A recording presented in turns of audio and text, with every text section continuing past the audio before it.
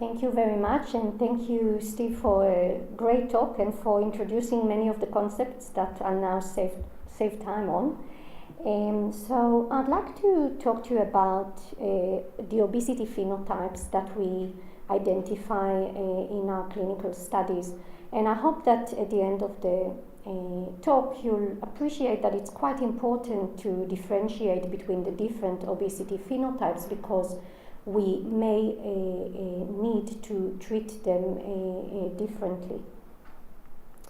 So just because we're here in Australia, and to give you context, and this is for Steve, who will be able to appreciate that Australia is not doing a lot different from the US in terms of the rate of overweight and obesity that had gone up quite extensively in the last 20 years or so, so that now 70+% of the Australian adult population is either overweight or obese. When we perform the hyperinsulinemic euglycemic clamps, which is regarded as the gold standard for measuring insulin resistance in individuals, you can see on the y-axis, the higher the level, the more insulin sensitive the person is. This is the glucose infusion rate during the clamp, normalized to fat-free mass. And on the x-axis, you have the BMI. And you will appreciate that we get quite a spread with a modest association. And I've gated in green here people with overweight and obesity that are quite insulin sensitive, and on the other hand, at the bottom in red, people that are more insulin resistant, and quite obviously the type 2 diabetics, the majority of them would fall under the insulin resistant gate. So the concept of metabolically healthy obese people or insulin sensitive obese people was provided many years ago in the 80s, where Ethan Sims and others have reported that some people with obesity do not develop cardiovascular disease. And the way that those people were defined was based on them having obesity, but without the accompaniments of obesity being the risk factors, the metabolic disease risk factors. And the difference in studies is great, because different studies defined the metabolically healthy obese people differently. But generally speaking, if you review the literature, it's quite obvious that people that belong to this group of metabolically healthy obese people would have an intermediate risk to develop cardiovascular disease and all-cause mortality, between that measured in lean healthy individuals and the metabolically unhealthy counterparts. The way we define this metabolic health is based on the core feature of the metabolic syndrome being insulin resistance. And I'll take you through what we do in our clinic, which is not an overnight clinic, unfortunately, but we do get people very early in the morning, and we perform DEXA to evaluate body fat composition, and MRI to evaluate around the abdominal area, to evaluate the distribution of abdominal fat between the visceral deep abdominal area and the superficial subcutaneous area, as well as look at liver fat using MRS. We perform the indirect calorimetry, and we also we also repeat it during the hyperinsulinemic euglycemic clamp to measure metabolic flexibility. We take muscle and fat biopsies. These are the tissues that we are able to take and are of interest in the field of insulin resistance. And we then go on to perform the hyperinsulinemic euglycemic clamp. So along the years, our group, as well as others, have found some of, or characterized some of the defects in insulin-sensitive, in insulin-resistant obese individuals compared to the insulin-sensitive obese individuals. And I've highlighted in green some of the data that I'm going to show to you today. But generally, it's thought that insulin-sensitive obese individuals are more aerobically fit.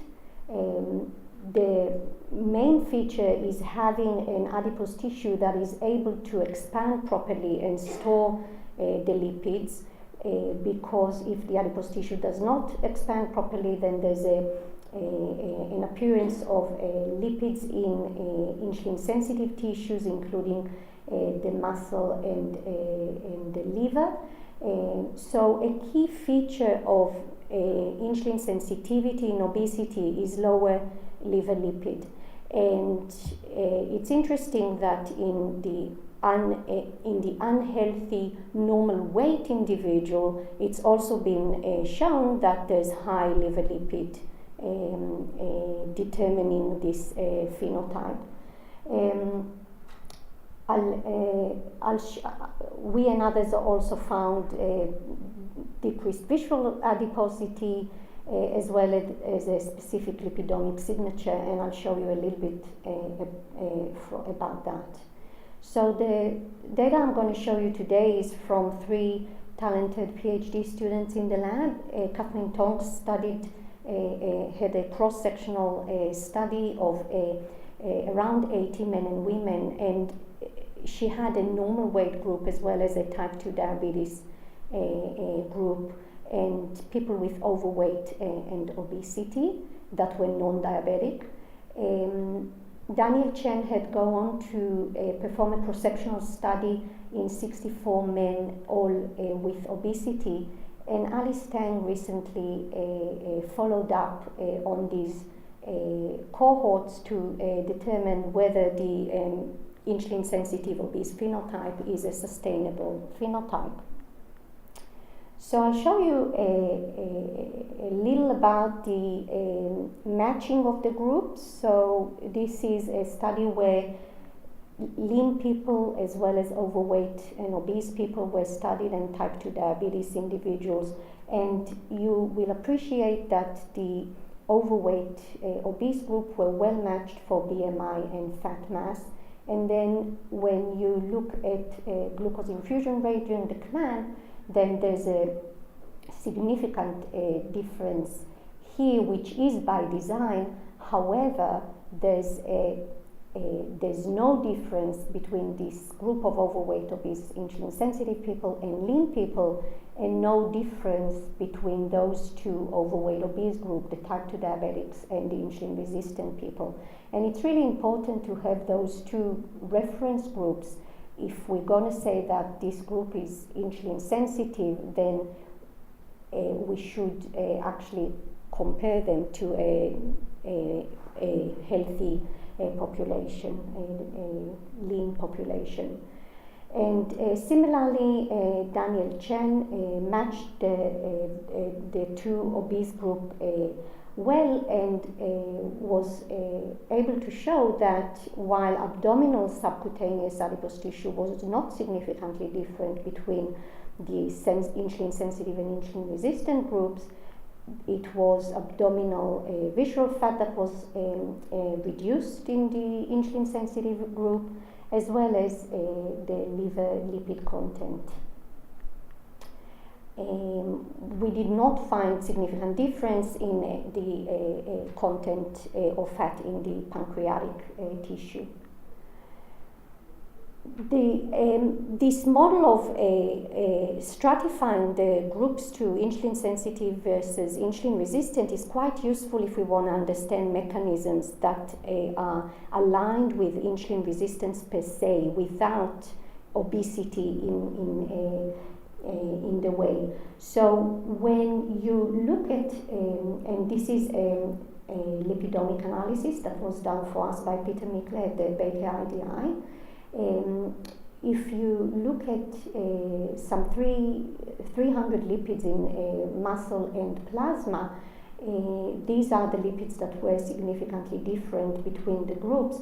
And when you compare when there's no difference between the obese, insulin sensitive and the lean people, then it means that the lipid signature that you're finding when you compare the overweight insulin resistant with the insulin sensitive people on both ends of the BMI scale, you are looking at lipids that relate to insulin resistance per se.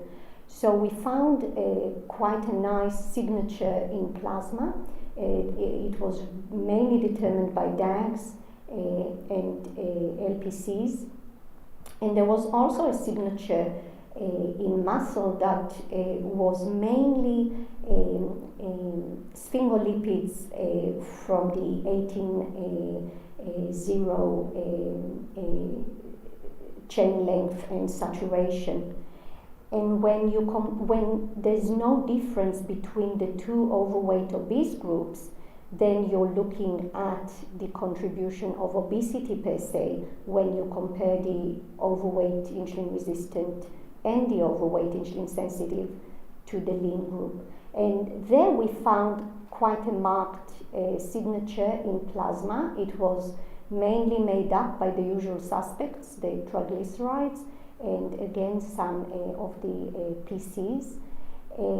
But there was no striking signature in muscle, and we may have been underpowered, and the muscle as a tissue is much more complex to run through a lipidomics analysis. Here at the bottom you have markers, as Steve mentioned, of adipose tissue insulin resistance. We have during a low dose insulin clamp, we have steady state NIFA levels in the circulation. We also have the delta NIFA, which is the change in NIFA from baseline to a steady state insulin during the clamp, or the percent NIFA suppression. And here it's just a continuous analysis using proteomic analysis by Daniel Fazakeli at the CPC. And when you correlate these with KEG's pathway of proteomic analysis from adipose tissue biopsies, then we can learn about some of the pathways that may be related to adipose tissue insulin resistance, and some surprising results with branched-chain amino acids, both degradation and biosynthesis with an inverse association here. So we're still going through this interesting data. Now, Daniel used two-stage hyperinsulinemic euglycemic clamps with glucose isotopes, and this gives us information about liver insulin resistance, because we can measure endogenous glucose production and its suppression in a low-dose insulin clamp. So when we correlate glucose infusion rate during the high-dose clamp, a marker of muscle insulin resistance, with EGP suppression during the low-dose clamp, which is a marker, as I said, of hepatic insulin resistance, and the higher the level, the more insulin sensitive the person is, again, we find a modest association. And when we gate people based on cutoffs at tertiles separately for men and women, we can appreciate this quadrant of people that are insulin resistant in both muscle and liver. And then we have those individuals that are insulin sensitive in both muscle and liver. And we have those two intermediate groups that have mixed insulin resistance, being insulin resistant in liver, maintaining insulin sensitivity in muscle, and vice versa. And we argue that it could well be that these people here with liver insulin resistance, having insulin sensitivity in their muscles, may benefit from metformin treatment. We know that 20 to 40% of type 2 diabetes patients on metformin do not reach glycemic goals. Maybe it's because we don't know which of the organs is insulin resistant in these people. Again, maybe exenatide, which treats both muscle and insulin resistance. Maybe exenatide would be more effective in those people at the lower left quadrant, those that have both muscle and liver insulin resistance. And a very interesting question Alice tried to answer in her study is, can we just leave those people with insulin sensitivity alone? Just keep doing whatever you're doing because you're doing well. So when Daniel looked at the 4 subgroups, when he looked at his MRI data, then it was quite striking that it was the group that had both insulin resistance in both muscle and liver that had a significantly increased visceral adiposity. And if you only had one of those organs maintaining insulin sensitivity, you went different from those obese individuals that were insulin sensitive in both tissues. With liver lipid, we did not quite reach statistical significance in this mixed group, but again, those with insulin resistance in both liver and muscle had more liver lipid compared to the other 2 groups here. And there was no difference in subcutaneous adipose tissue or pancreatic lipids when you looked at the 4 groups. So wouldn't it be nice to know where your patient falls without having to go through a hyperinsulinemic euglycemic climb that takes forever, and not to mention the analysis of the glucose tracer enrichment. By the end of the study, it would be half a year later. So we're trying to see whether there is a feasible quick marker that we can trial. And we started with work with John O'Sullivan at the CPC. We started with metabolomics, and this is the first panel that he ran for us and sent me the slide a few days ago. And this is a panel of amino acids, vitamins, and neurotransmitters, and it was quite striking that the 2 extreme groups, being the muscle sensitive, liver sensitive, and the muscle resistant, liver resistant, were so distinct from each other with no overlap. However, those 2 mixed groups, and of course the size of the cohort is not helping being small, do have overlapping results. So we're not quite yet there. So Alice was interested to find out whether the metabolically healthy obese phenotype is a sustainable phenotype. And when you look at large cohort studies that define the insulin as the favorable metabolic group as metabolically healthy, so based on not being obese but not having dyslipidemia or hypertension, etc., then the data is showing us that with age, most people that are metabolically healthy would become metabolically unhealthy, and the key factor is simply age. So Alice asked whether those people would still be protected, whether they'll maintain their insulin sensitivity, and whether type 2 diabetes would arise not in that group, but in the overweight, obese, insulin-resistant group. So she took those two cohorts that were studied 6 years before she started her PhD. And one was Catherine Tonks's cohort that I presented to you, and the other is Leonie's cohort at baseline before the overfeeding. So overall, we had a pool of 124 people that were clamped similarly and phenotyped similarly 6 years before. So 2 people developed diabetes. They were from the overweight, obese, insulin-resistant group.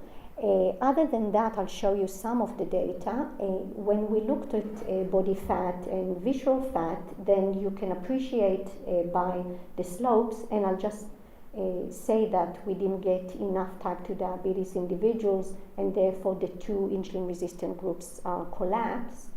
And so you can appreciate by the slopes that everyone increased their total fat mass, and on average, this cohort piled on some 300 grams of visceral fat within 6 years.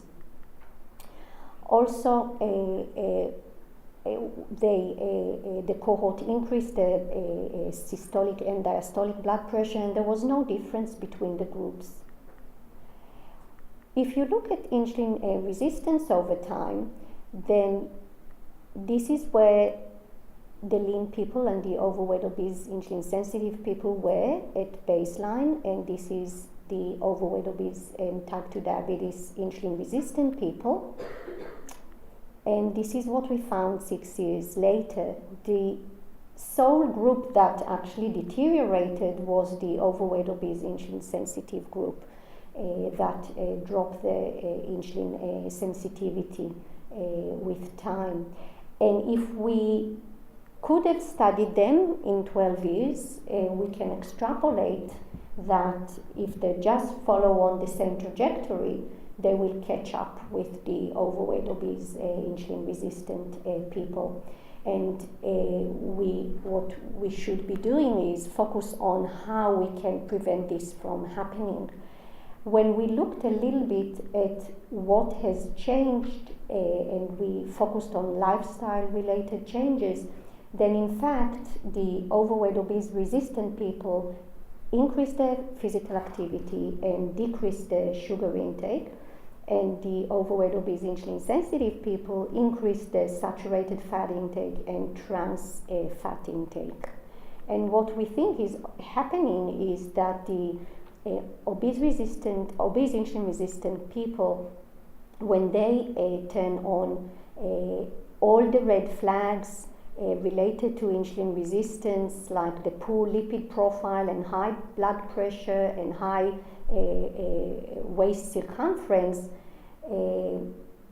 while they do that, the overweight, obese, insulin sensitive people have all those flags muted because they're showing the features of a comparable insulin sensitivity to lean people, being favorable lipid profile, they're normotensive, and they have lower visceral fat. And the advice that these guys are getting is more medical attention, and these guys are being told just keep doing what you're doing because you're doing well. And maybe in a public health terms, the message is that we actually shouldn't be saying that to people, even if they appear insulin sensitive, because with time they are likely to lose it. So just the take-home messages from my talk is that obesity presents in different shapes and forms, literally, and that identifying the underlying impairments may improve treatment success, but is still a long way away. The insulin-sensitive obese phenotype may not last with aging, and healthy lifestyle should be encouraged in any person with obesity. So with that, I'd like to acknowledge all the people that contributed to this study, PhD and students and nurses and collaborators. Thank you very much.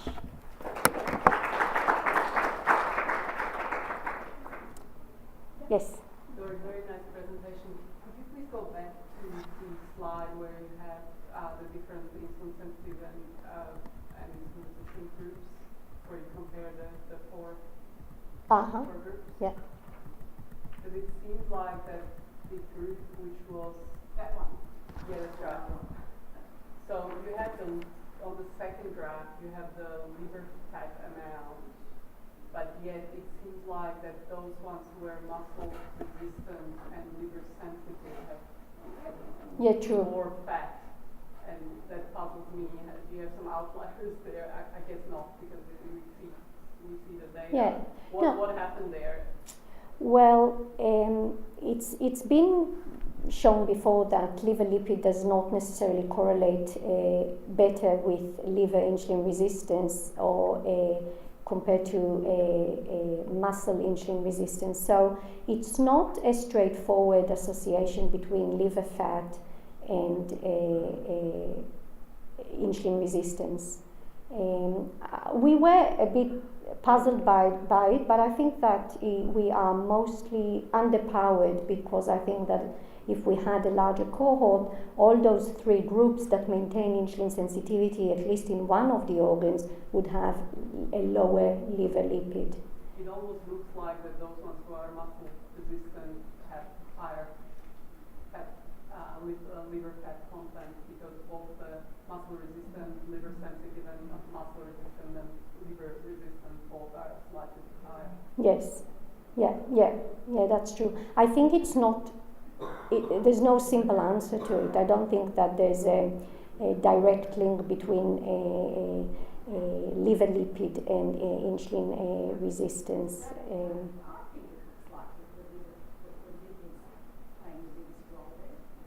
That what?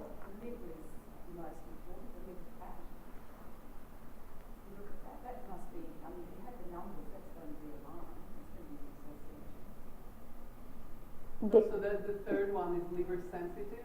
No, the muscle resistant, liver resistant overall has the highest liver fat. Correct. Yeah, that's true. Correct. So it's driving it.